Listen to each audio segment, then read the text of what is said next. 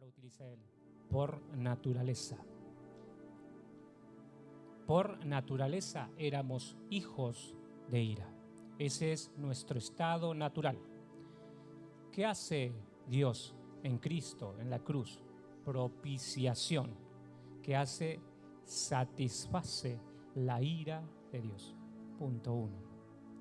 Después estaba hablando el pastor Esteban acerca de la redención,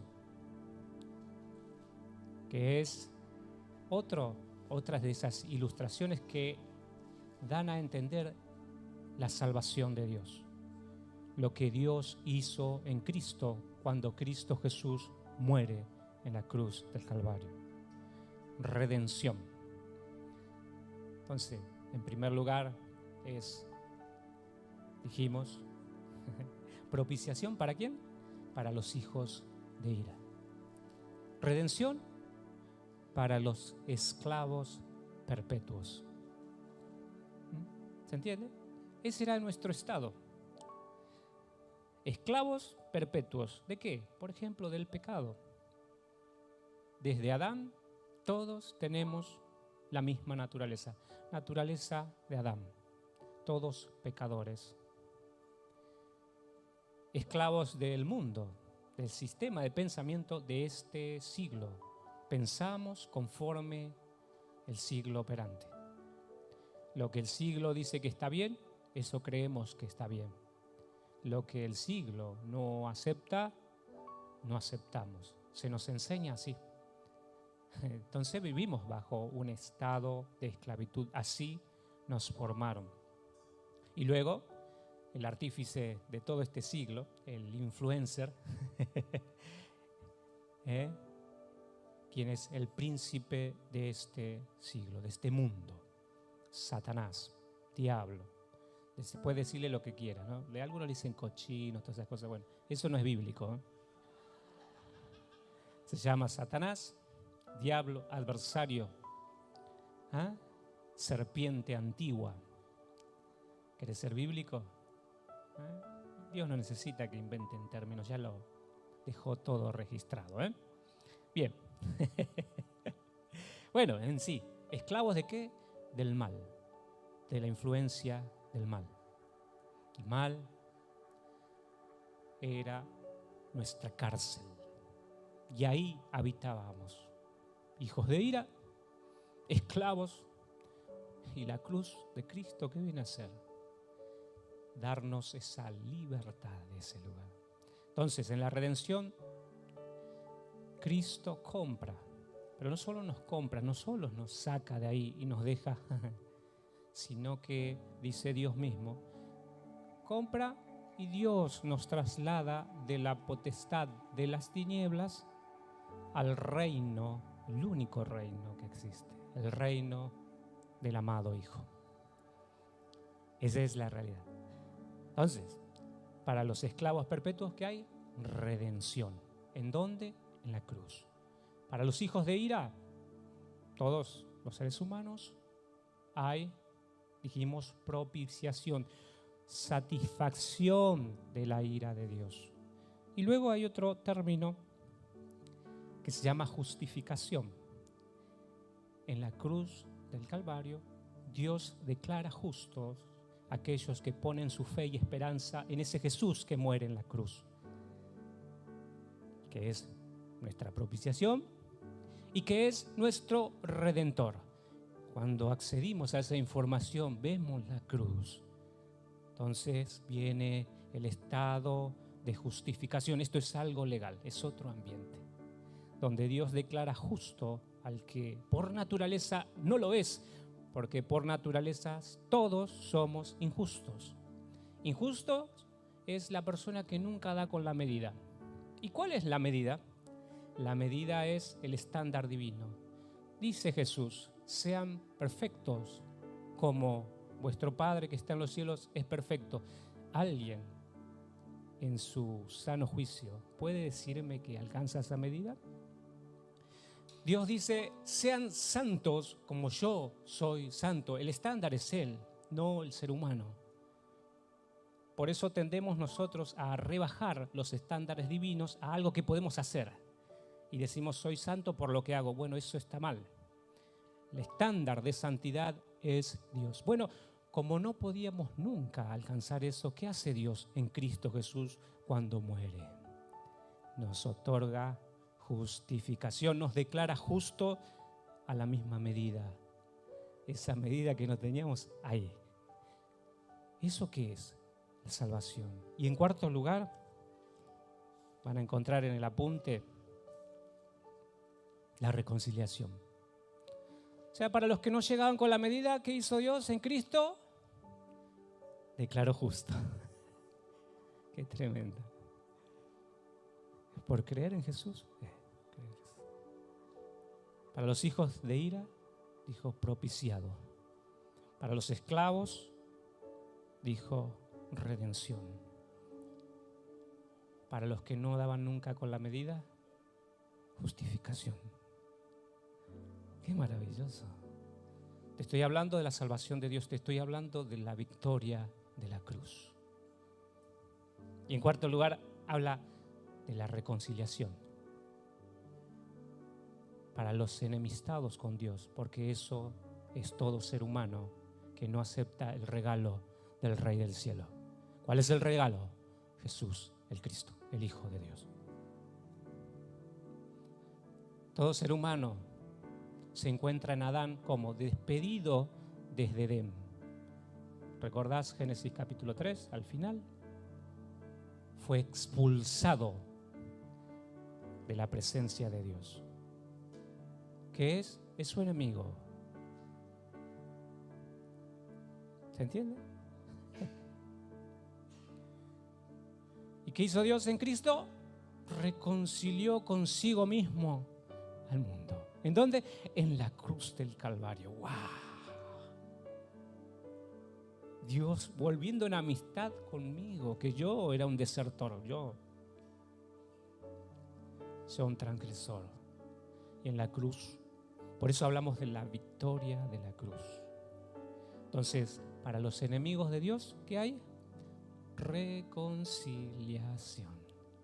Por cuanto todos pecaron, todos están destituidos de la gloria de Dios, pero Dios en Cristo reconcilia consigo al mundo. Victoria de la cruz. ¿Te vas a acordar eso? Estoy sintetizando simplemente. ¿Por qué? Porque hoy te voy a hablar cómo Dios hizo esto, cómo Dios lo implementó. En primer lugar, en el desastre del Edén. Vamos ahí el cuadro. Dios creó el mundo, lo hizo todo perfecto. Y dice capítulo 1 de Génesis, ¿no? Y vio Dios que todo lo que había hecho y era bueno en gran manera. Ese es el estado de Dios. ¿Y qué hizo el ser humano? No pudo ajustar su conducta al estándar divino. Dijo, esto lo tenés que hacer. Bueno, bárbaro. Fracasó. Yo recuerdo cuando leía esa historia, me entristecía mucho. ¿Pero por qué? Porque yo lloraba por mi pecado. Yo sabía que era Adán. Y cada vez que leía eso me ponía triste. ¿Por qué? Decía, ¿por qué? ¿Por qué? Claro, pero nunca sabía yo que después de haber pecado, se no entendía qué significaba Génesis 3:15. Cuando le habla a la mujer y le dice esta gran noticia. Dice, la mujer va a tener una simiente y esa simiente va a herir a la serpiente. La va a destrozar, le va a dar un golpe en la cabeza que lo va a matar. La victoria de la cruz comienza a ser anunciada. ¿Cómo iba a ser esto? Iba a ser una guerra, si querés decirlo. Pero ya anticipada la victoria, dice Dios, va a terminar así. ¿Cómo? Aplastado Satanás, que fue el que incitó, el que puso la trampa, si querés decirle, a Adán y a Eva. En primera instancia engañó a Eva. Adán dijo, bueno, como está engañado, vamos.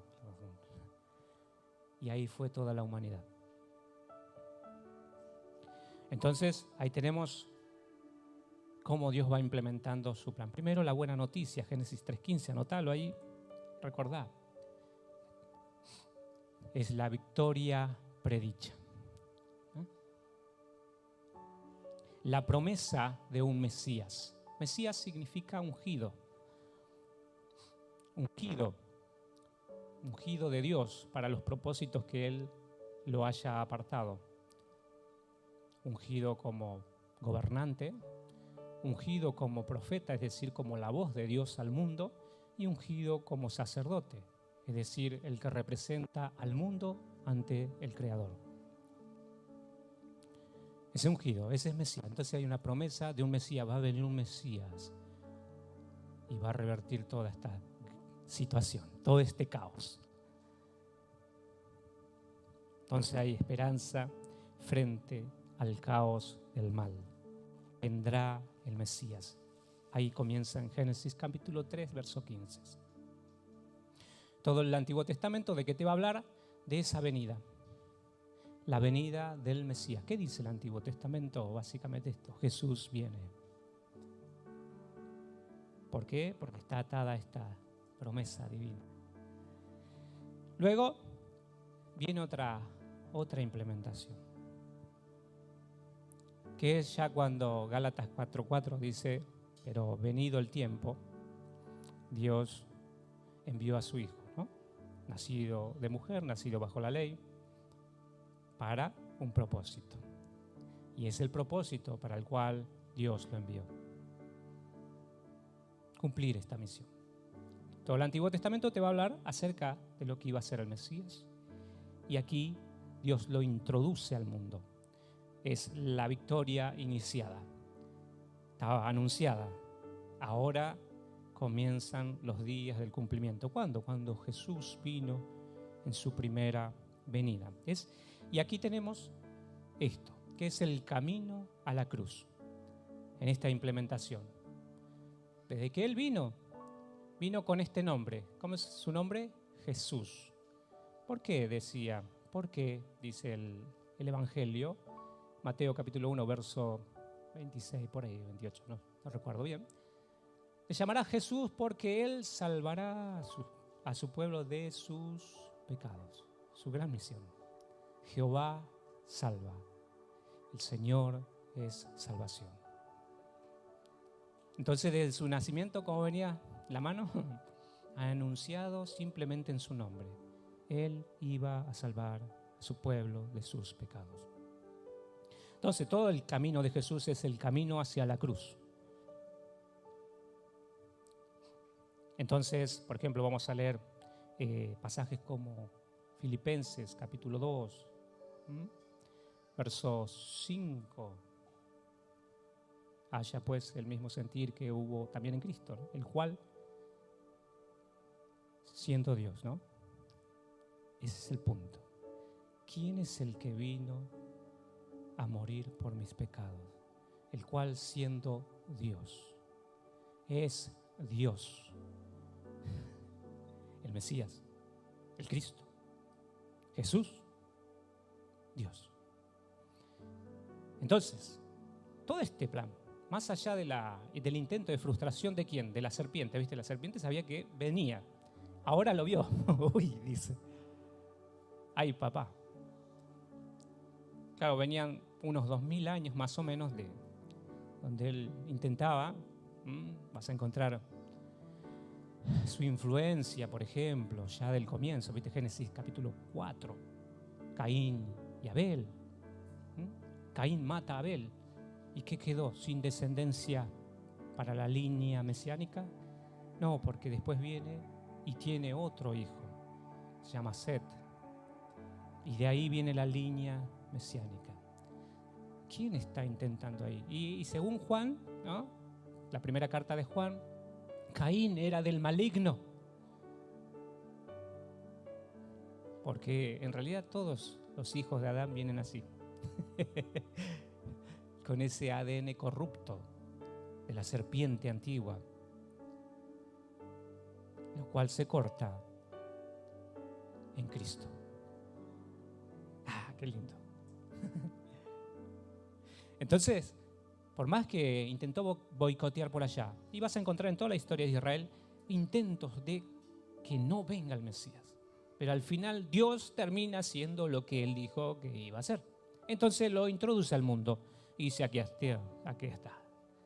Lo manda entonces inmediatamente el gobierno de aquel entonces, ¿no? Influenciado por el príncipe de este siglo, le dice, mata a todos, no sé cuál es, pero mátalo a todos los niños entre tal y tal edad, hay que darle muerte. Dios avisa a los padres, vayan para tal lugar, esperen un rato. Wow. ¿Entendés a Dios? No hay forma de boicotear los planes eternos de Dios. Por eso es victoria. Victoria predicha, victoria iniciada.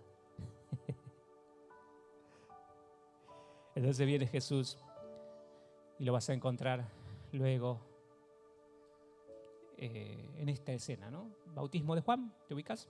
Mateo capítulo 3. Este es mi hijo amado, en quien tengo complacencia. Aquí está, te lo presento. Le dice a la serpiente antigua que andaba operando por los aires. Y sin quién es él. Este es mi hijo amado, en quien tengo complacencia. Capítulo 4. Habiendo escuchado la afirmación del Padre, Satanás, nuevamente. Bueno, Jesús es llevado, impulsado por el Espíritu, según dice Lucas, capítulo 4. ¿Hacia dónde? Hacia el desierto. ¿Para qué? Para ser probado por Satanás. La serpiente antigua. El segundo Adán. Ahora en otra escena. Era el desierto, no en el Edén, donde estaba todo pipí cucú. A ver, veamos si es lo que Dios dice que es. Dios dice que es el Hijo, su Hijo es su igual. Él dice que es indestructible y yo lo voy a probar. Ese es el punto. ¿Debido a qué? Sería una mejor traducción, ya que eres el Hijo de Dios. Antes de decir si eres, como dando duda, es ya que eres el Hijo de Dios, demostrámelo. ¿Qué le dirías vos? ¿Y vos qué te comiste? Pero ¿por qué Jesús no te dice, no dice eso? Simplemente responde con la palabra. Porque en su humanidad, Él fue obediente. ¿Hasta dónde? Hasta la muerte, y muerte de cruz. Y tenía que serse así. Acá no vale calentarse, dice. ¿No? Vamos a trabajar con términos legales. Vos sos el acusador histórico. Un abogado acusador. Ese es Satanás. Jesucristo es abogado defensor. Es el Paracletos. Bueno, Satanás tiene esa función de acusar a los hijos de Dios. Bueno, aquí viene y dice, yo como el que sé del tema, vamos a probar. Y empieza a tirar bomba y ve que no se destruye. Y tira una, pasa nada. Tira otra que es, históricamente, armas que ya viene usando hace 2000 años. ¡Pum!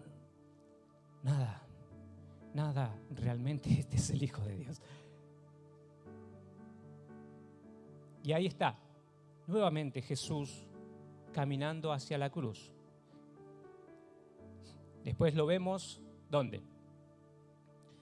La gente diciendo, wow, Jesús, ¿quién es? Es el Mesías. Muchos decían en secreto, ¿viste? No hablaban públicamente, pero decían, este es el Cristo, que Dios había anunciado que tendría que venir para gobernar Israel. Y enseguida dijeron, bueno, pongámoslo como rey. ¿Cuál es el problema? Que si lo levantaban, ¿no? Sí iba a armar una tole, como decimos nosotros, mundial. ¿Por qué? Porque estaba el Imperio Romano en ese entonces y cualquier nación o cualquier pueblo que decía que tenía un rey, enseguida venía el imperio y decía que, ¿cómo? No escuché bien. No, ¿sí? Y se iba a armar la Toledón. Bueno, y Jesús, ¿por qué no accedió si él vino a reinar? Le dice a Pilato, esto ya te llevo hacia allá, la escena de la cruz casi, ¿viste? Y le dice, le pregunta a Pilato, ¿tú eres rey? Y él le dice, bueno, para esto he nacido. Él sabía bien para qué había venido, pero no era al modo humano, no era en el tiempo humano. Por eso es que él fue obediente hasta la muerte, no en cualquier lugar. ¿Y qué te iba a mostrar con esa obediencia? Justicia completa, eso que a nosotros nos faltaba, él lo tenía. Por eso es que nos puede justificar, por su obediencia perfecta a la voluntad de Dios. ¿Qué hace él? Te voy a mostrar cómo se hace. Y luego nos regala todo ese logro a través y por medio de la cruz. La cruz. O sea que Satanás, ¿qué estaba haciendo? Simplemente era un agente que Dios utilizaba para hacer que esto sea posible, es decir, el Hijo de Dios haciendo perfectamente la voluntad de Dios frente a todas las demandas divinas e incluso contrapuestas con las perspectivas humanas, enseñándoles que acá lo que vale es la voluntad de Dios. Busca primeramente el reino de Dios y su justicia, y después vienen las otras cosas. Sería su lema. Qué lindo es ver a Jesús. Entonces ahí ves la victoria iniciada. Había mecanismos naturales para intentar frenar al Rey Jesús, al Rey del universo. Y luego tenés, por ejemplo, en gente ya un poquito más cercana, ¿no? Te digo, un Pedro diciéndole, Jesús le dice, bueno, yo voy hacia la cruz, esa es mi misión. Esa es la voluntad del Padre, vas a encontrar en Juan capítulo 10. La voluntad de Dios era que Jesús muera. Y Pedro no entendía eso. Entonces, como cualquier ser humano normal, ¿viste? Pero influenciado ¿por qué? Por el pensamiento de este siglo, por el pensamiento de nuestro corazón, el cual es perverso. Recordemos esto, ¿viste? El esclavo, de ahí nos rescata Cristo, intentando decir al libre cómo tenía que comportarse. ¿Sí? Al que era enemigo de Dios, intentando decirle al que es Dios, al que es amigo de Dios, a Cristo, cómo tenía que comportarse. Mirá bueno, ese era Pedro, ¿no? Pero en ese Pedro estamos todos los que decimos creer en Jesús, pero todavía no entendemos quién es Él. Iba a la cruz y Pedro trataba de frenarlo, bueno, influenciado por las cosas de este siglo. Y después, un poco más íntimo todavía, viene Judas. Y este ya no le dijo nada, simplemente lo entregó, lo vendió. ¿Ah? ¿Por qué? Porque no correspondía con el interés de Judas. Judas es el interés normal de cualquier ser humano. Yo quiero libertad política. No quiero ser esclavo de un imperio. Ese es Judas. O sea, ves mucho humanismo acá, ¿o no? ¿Sí? Porque es la naturaleza del hijo de ira operando contra el Hijo de Dios. ¿Te das cuenta ahí? Ahí estamos. Qué maravillosa la obra de la cruz, la victoria iniciada. Y vemos a Jesús avanzando ¿hacia dónde? Hacia la consumación del proyecto divino. Bien.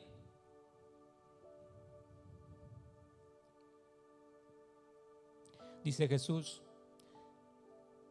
antes de pasar a la cruz, dice: el príncipe de este siglo va a ser juzgado. Pero yo tengo que morir. Y ahí el príncipe de este siglo, la serpiente antigua, va a ser juzgada. Legalmente, va a ser un acto público que todo ser humano lo va a conocer. Esa es la gran noticia. La cruz. Y entonces te das cuenta que la cruz no es un símbolo de derrota. La cruz tiene un mensaje. El mensaje de la victoria de Dios sobre el mal. ¡Wow! Esa es la cruz. ¡Qué lindo! ¡Wow! Yo pensaba que había que estar triste. ¡Victoria! ¡Wow! ¡Aleluya! Entonces viene otra etapa de implementación, que es la victoria obtenida,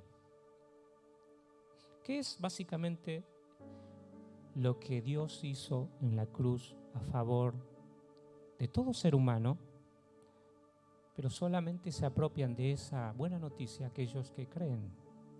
¿Qué cosa, no? ¿Qué cosa?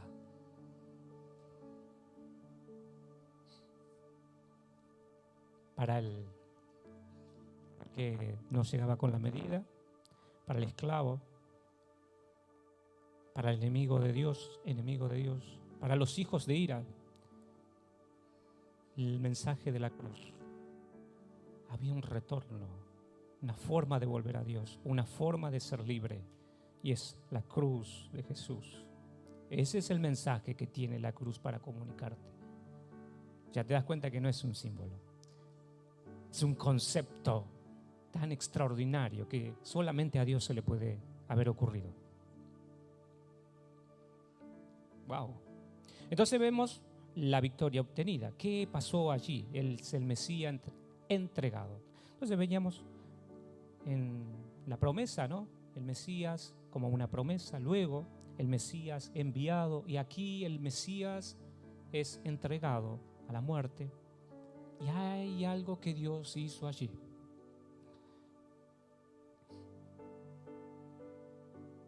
¿Qué es lo que pasó aquí? Primero, ¿no? Ahí estaba contando del príncipe de este mundo, de este siglo, el cual dice Hebreos 2, 14 al 15, Cristo habría de destruir por medio de la muerte al que tenía el imperio de la muerte. Esto es al diablo, la serpiente antigua, Satanás, nuestro adversario. Por medio de la cruz. El príncipe de este siglo ya ha sido juzgado, derrotado en la cruz del Calvario. Esto es para el creyente. Buenas nuevas para el creyente. La victoria de Cristo la podemos leer ahí en un pasaje de Colosenses, capítulo 2, verso 13 al 15. Dice que Dios nos dio vida juntamente con Cristo, perdonándonos todos los pecados, anulando el acta de los decretos que había contra nosotros, que nos era contraria, quitándola de en medio y clavándola en la cruz, y despojando a los principados y a las potestades, hablando de toda la influencia del mal, los exhibió públicamente, porque el acto de la cruz es un acto público. Y ese acto público es irreversible. Nadie puede alegar no conocimiento. Wow.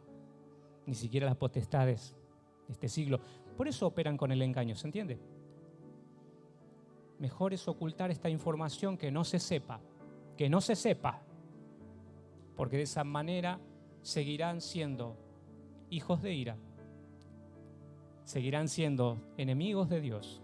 Siempre les faltará para llegar con la medida, siempre estarán escasos. Qué tremendo. Y siempre serán, por lo tanto, esclavos. Que no se sepa, dice la potestad de este siglo. Que no se hable de la cruz, por favor. Por favor. Wow, qué tremendo. ¿Por qué? Porque ahí públicamente Dios los exhibió y les dijo: acá está, se terminó. Ahora hay posibilidad para libertad al esclavo para poner y declarar a una persona en igualdad con Dios, justificarlo, para hacer propiciación, es decir, satisfacer mi ira, y para reconciliarlo para siempre con Dios. ¡Wow! ¡Aleluya! Entonces, aquí el apóstol Pablo va a reunir dos aspectos de la obra salvadora de la cruz. Primero, el perdón de todos nuestros pecados y después la derrota de todos los principados, potestades, el poder del mal. ¿Te vas a acordar de ese pasaje? Maravilloso. ¡Wow! Entonces, en el primer punto, habla acerca del acta de los decretos, esa deuda pública. Estaba anotada cada una de nuestras transgresiones. ¿Viste toda esa cuestión que te contaba en la justificación? Todo eso que nos faltaba estaba anotado ahí. Y era un chorizón de dimensiones extraordinarias. En letra de Biblia, ¿viste? Tenía más letra chiquita que letras grandes. Y lo único que venía a dar cuenta es: ha pecado, ha pecado, ha pecado, ha pecado, pecado, pecado. No da con la medida. ¿Quién? José Arce. Y firmado por José Arce. Sí, es verdad.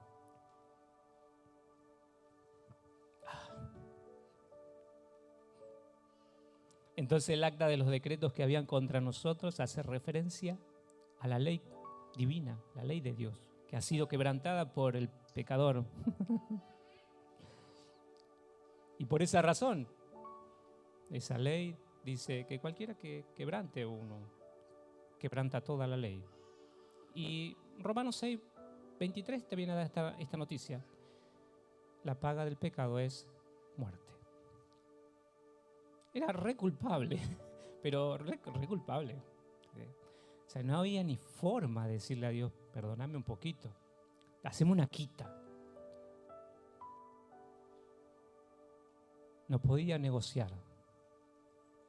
Ya estaba establecido así. Oh. Y esto, a su vez, este decreto, ¿viste?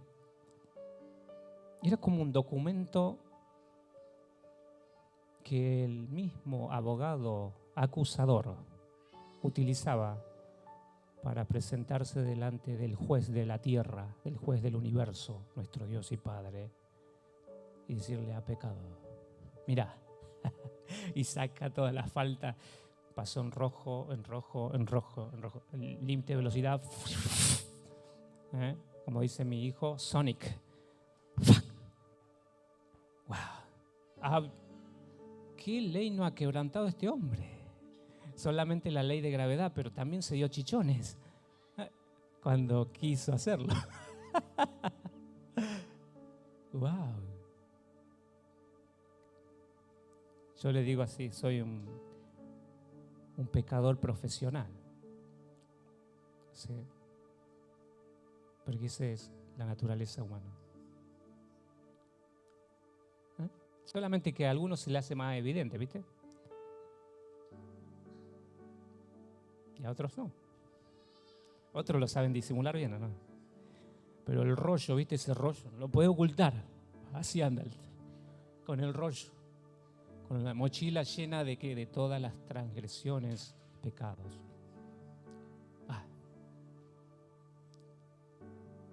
Tenía multas hasta por respirar el tipo.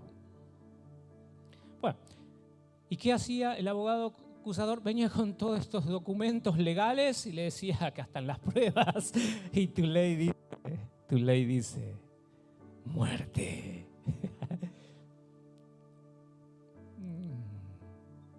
Wow, la cruz es eso. La buena noticia de que Dios perdonó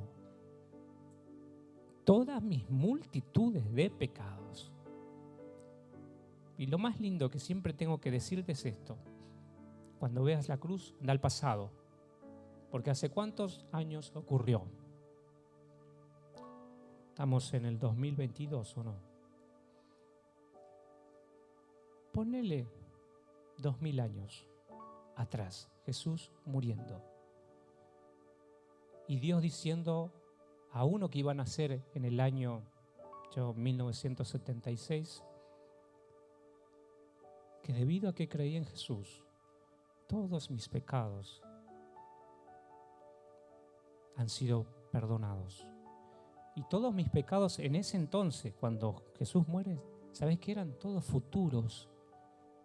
Todos futuros.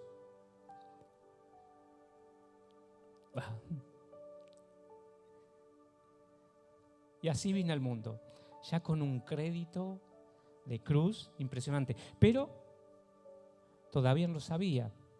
Y por eso era esclavo de un sistema de mentiras. Claro, mientras no conozcas el Evangelio, mientras este Evangelio sea encubierto de las mentes, Satanás está de fiesta. Pero en el momento que la verdad del Evangelio, el Evangelio de la cruz, es liberado, las mentes empiezan a descubrirse y decir, ¡wow! Lo que Dios ha hecho en Cristo Jesús. Victoria.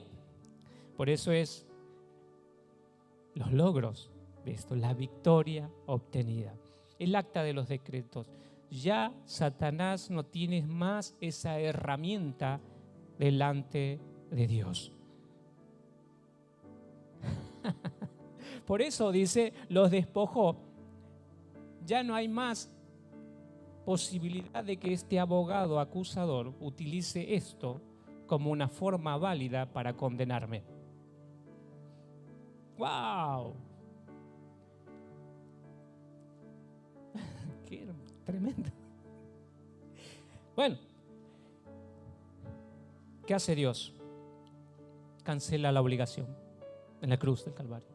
Cuando muere Jesús, anula la obligación limpiándola completamente y luego la quita y la pone ahí como deuda pagada eternamente.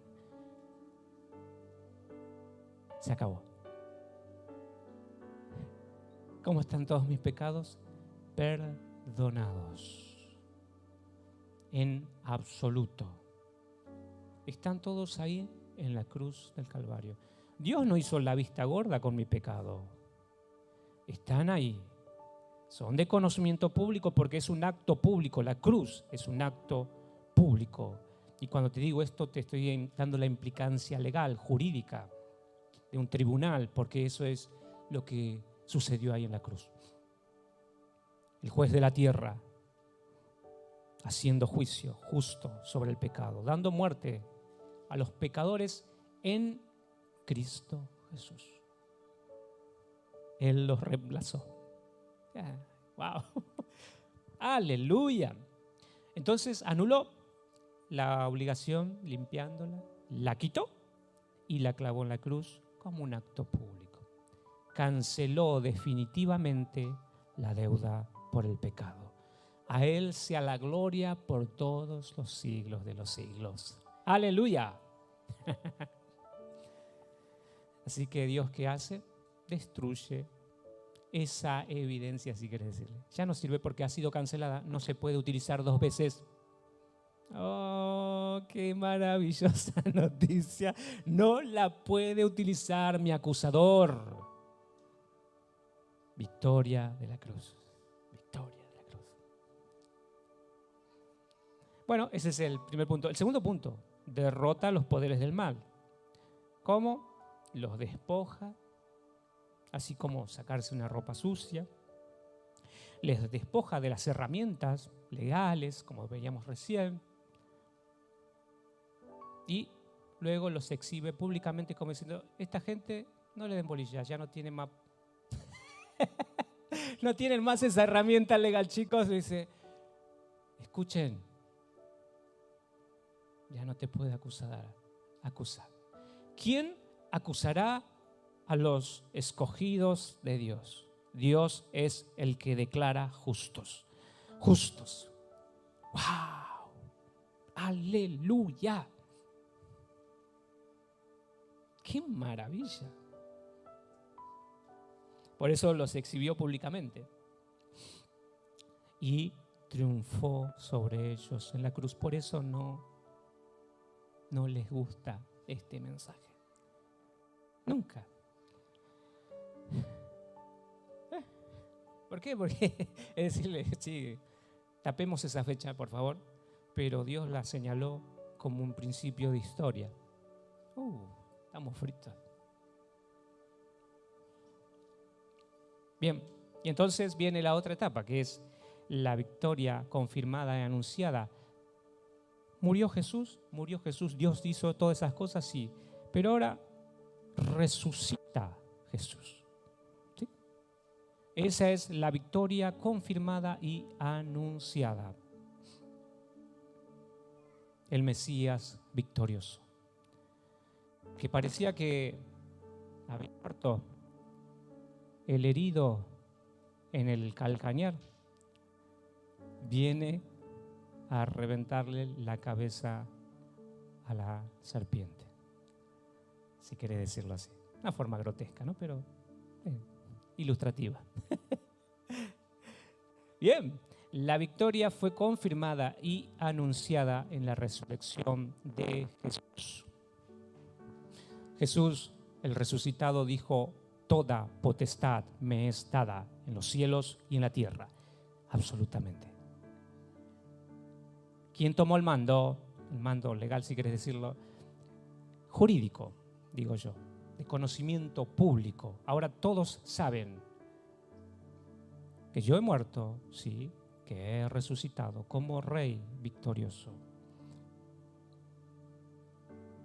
Y esto es público, de público conocimiento. Dios lo hizo así, no lo mantuvo en secreto, ¿no? Y hoy está dado a conocer por la iglesia ese mensaje. Entonces, la victoria fue confirmada y anunciada en la resurrección. La cruz fue la victoria conquistada, pero la resurrección es la victoria confirmada, proclamada y demostrada. Era imposible que la muerte pueda retener ¿a quién? Al autor de la vida. Yo lo pienso así, ¿viste? Te digo mi pensamiento. Dios engañó a la muerte, si querés decirle. Prendió a la muerte en su astucia, porque nadie se escapaba de ahí. Entonces le puso el mismo envase que estaba acostumbrada para llevarse. Pero de repente vio que adentro estaba el Hijo de Dios. Por eso dice Apocalipsis capítulo 1, que tengo las llaves de la muerte. ¡Wow! Jesús dice eso. Me mató. Le sacó el poder al que tenía el imperio de la muerte. ¿Quién era? En ese entonces era el príncipe de este siglo. Pero él le arrebató, le sacó la llave. Dice: nos vemos, porque esto no me puede detener. Y resucitó. ¡Wow! ¡Aleluya!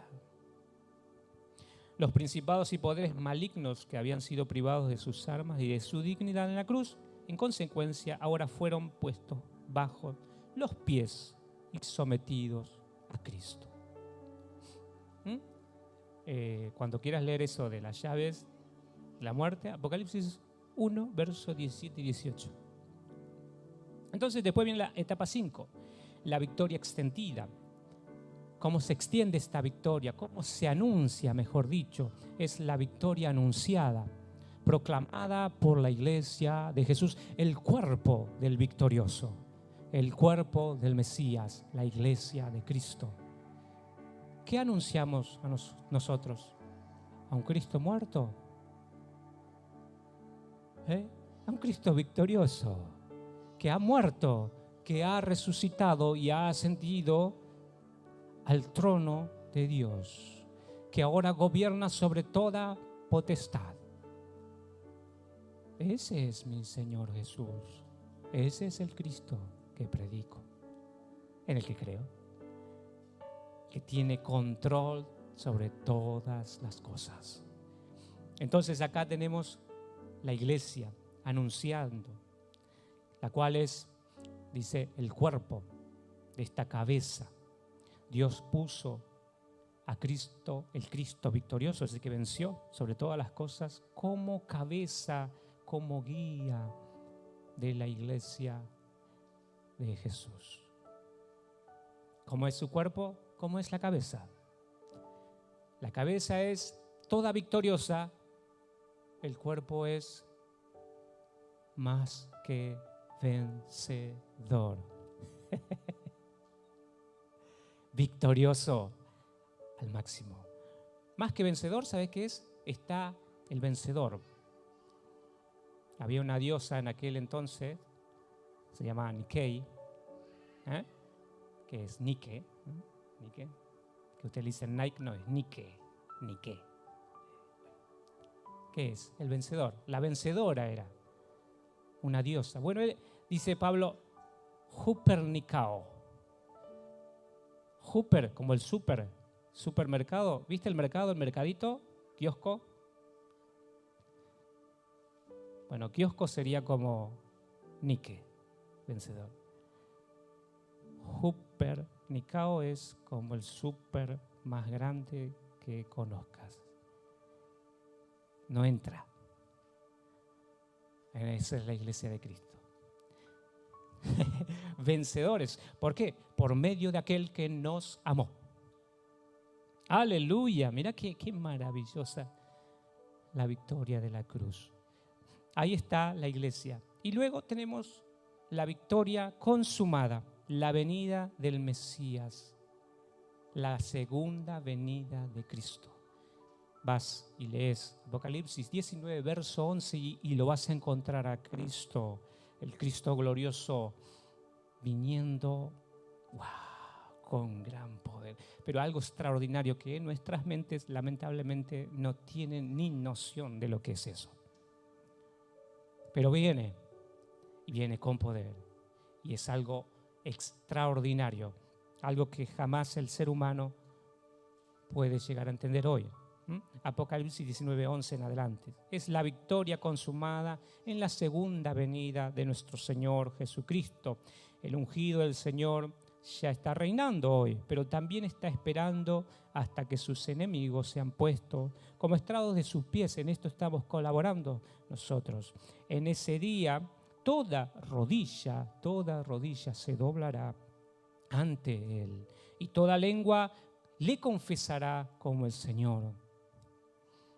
El diablo entonces, tiempo después, será arrojado. Esto es Apocalipsis 19, capítulo 20. Ahí tenés la descripción de la victoria consumada. Es decir, ¿cuándo vamos a ver completamente destruido el poder del mal? Ahí. Y todavía lo estamos por ver. Hoy por hoy disfrutamos de lo que Dios ya hizo en Cristo y damos gloria a su nombre. Amén. Muy bien. Ahí estamos con esto. Espero que les haya sido de utilidad, ¿no? Está lindo para seguir, pero quiero detenerme aquí. Quiero bendecir sus vidas. Que esto no sea una mera información. Si podés volverlo, al video lo vas a volver.